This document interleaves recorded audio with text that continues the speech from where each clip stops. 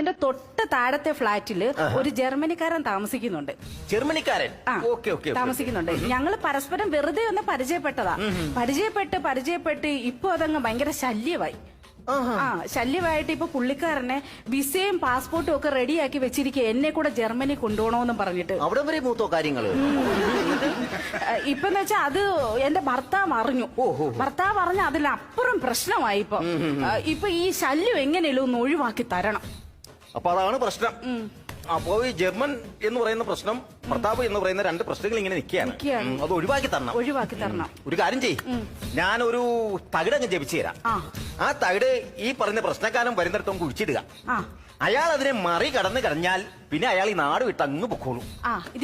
ആര് വരുന്നിടത്ത് കുഴിച്ചിട്ടുണ്ട്? ഈ ജർമ്മനിക്കാരൻ വരുമല്ലോ ശല്യമായിട്ട്, അപ്പോൾ അയാൾ അത് മറികടക്കുക, അയാൾ ഈ നാട് അങ്ങ് വിട്ടു പൊക്കോളൂ. അയ്യോ, ജർമ്മനിക്കാരൻ പോവണ്ട, പിന്നെ ഭർത്താവ് പോയാ മതി. ഇതിന്റെ തൊട്ട്